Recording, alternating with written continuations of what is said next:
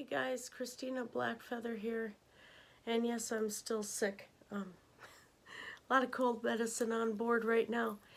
Um, anyway,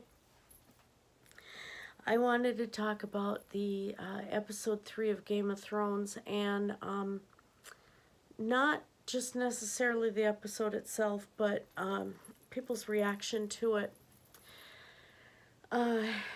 I sat there glued to the whole thing, and I caught myself wondering, okay, is this person going to die? Is this person going to die? I agree with people's assessment that it was kind of hard to watch. And the reason it was is because, yeah, it was dark. Now, I watched it on my Kindle Fire at work on break. I kept getting snippets of it. And so that thing's got a really good graphic quality, but it still was very hard to see what was going on, because they just went a little too dark with the film, visually dark. I mean, as far as the lighting is concerned, they could have gotten their point across for a nightmarish battle, even with a little bit more light. At one point, when the giant crushed the one girl that was the leader of her village or kingdom or whatever it was, I for a moment thought that was Arya getting crushed. I couldn't tell who it was. So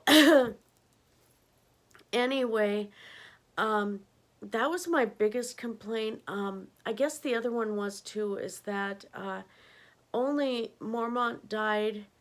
The other main characters didn't, and for a bit I did think everybody was toast. I really did. The battle was so impossible to survive that I didn't expect anyone was going to make it. I was expecting a Rogue One type situation from, the Star Wars Rogue One, where you knew ahead of time everybody was going to die. They only had one character die. Now, I know the season is not over. I know the battles are not over yet. But there's still...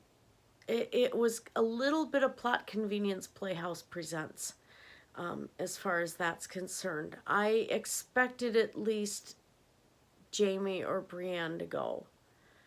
And the fact that it looks like everybody made it, although I still question if both dragons made it or only one. At this point, I wonder if all the dragons will be dead by the end of season 8, which is possible. Where I also am a little annoyed with people is comments that have been on various articles about this episode. People are saying that it was virtue signaling. They were disappointed that Arya was the one who killed the White King, or the Night King, and that the whole thing was the whole season is virtue signaling because everybody who's in power is female and all of this. Okay. First off, I see nothing wrong with having strong female leads, and the problem that they're applying to Game of Thrones is that if it were all about virtue signaling, Sansa would not have been raped. Catelyn Stark wouldn't have been slaughtered. The whores that Tyrion sent to Joffrey would not have been tortured. All sorts of things where you see women are not treated well.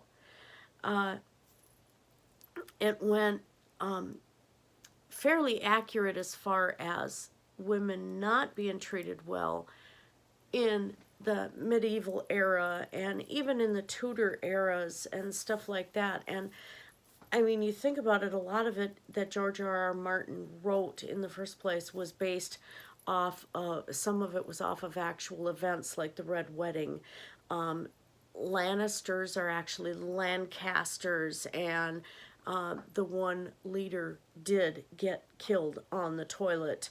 I mean, things like this. So there's reality pulled in. And I don't see a problem with a strong female lead. We should have known that this was going to be a strong female character in the first place. Arya is not a kid anymore. And she is a servant of the faceless god. She is an assassin. She's a trained assassin. She basically got brainwashed into being what she is. And she's a bit of a sociopath. Considering everything, makes sense. Again, it makes sense.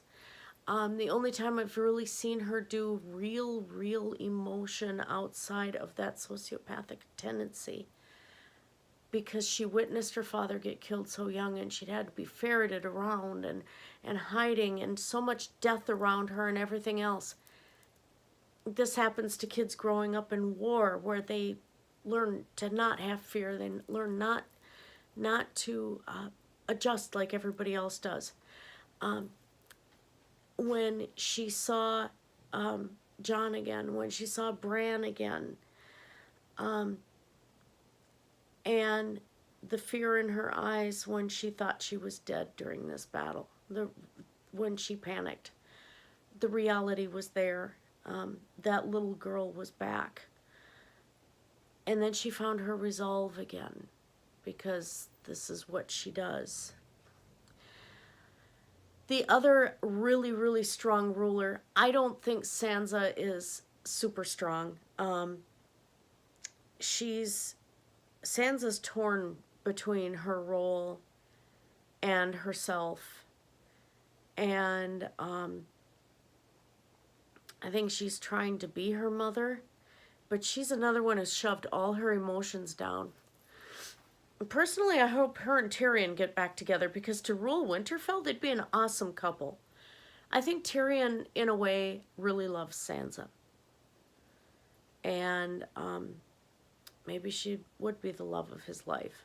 I'm hoping. Hopeless romantic. I'm probably so completely and utterly wrong. But Sansa's not an extremely powerful character. She's deferred to Jon way too much. Where that male role is supposed to be the ruler. And as far as virtue signaling, there were strong female figures in history. Let's not forget names we haven't forgotten. Catherine the Great, for one. So we have her. Well, the other powerful ruler is also a villain. Shall we complain about Ursula being female? Shall we complain about Rapunzel's mother being female? Look at the role Cersei is in. She practically destroyed half of her kingdom inside a church. The separation of church and state, as instructed by Cersei Lannister. Her son killed himself over this. And over his love of his life dying. And she didn't care. And she's still manipulating. She's an evil character. Women can be evil. Hello? This isn't about who's in power. This is about who's in what role. And what is that role doing in the story. Now, do I feel some of it's rushed by HBO? Oh, heck yeah. It's very rushed. We could have used one more season. And I understand they're trying to wrap things up, and they're trying to wrap things up quickly. I think stuff between Daenerys and Jon happened too fast. The battle itself had to happen fast. There was no way this was going to be a short battle. And for some people, not a lot of Dothraki survived. They would have culturally gone headfirst into the wood chipper. But there's still Dothraki on the other continent, so the culture itself is not gone. So that's a good thing, because that's my favorite culture in the series. I love the Dothraki. Even though, you think about it, where's the virtue signaling there? Look at how they treat their women. Okay? No virtue signaling. Um, where was I going? The cold medicine here. Um, another complaint that people have had is trying to say that the ones who are against the SJWs and against their virtue signaling thing and all of this are complaining that the White Walkers were old white men. Okay, the White Walkers and the White King were created by the children of the forest. The children of the forest themselves are ancient, and so are the White Walkers. They were created from the essence of death. And if you think about it, death is cold, it is ice. Has anybody actually felt a corpse? Even a human corpse? I have. They're cold. The eyes are not there anymore. There's nothing left in the eyes. It's gone. And you look at the powers of the Night King and the dragon, what he did to the dragon. It suddenly became this almost plasma beam of ice. So here you have these figures that are bearded like snow. And their skin is not white, it's blue, it's ice. It's death, it's cold.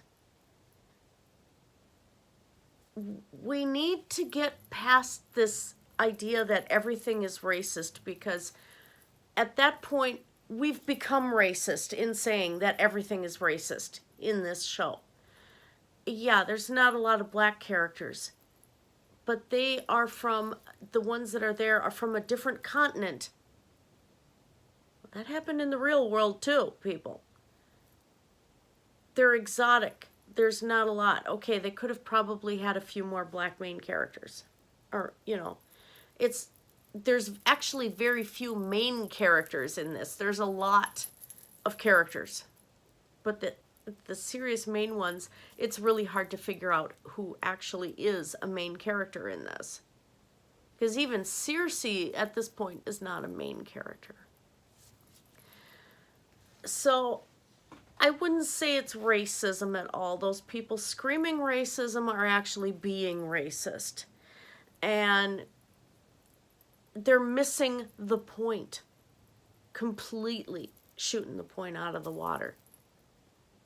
Those White Walkers are death. And death is cold.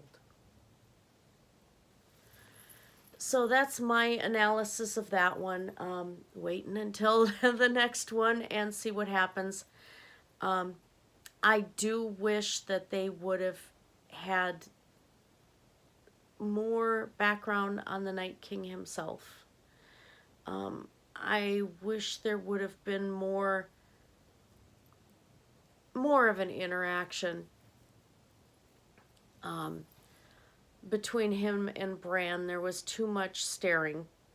And yeah, the Night King's death happened quickly, so they had to do cinematic, have that quick staring match between Jon and the Night King, and you thought Jon was toast.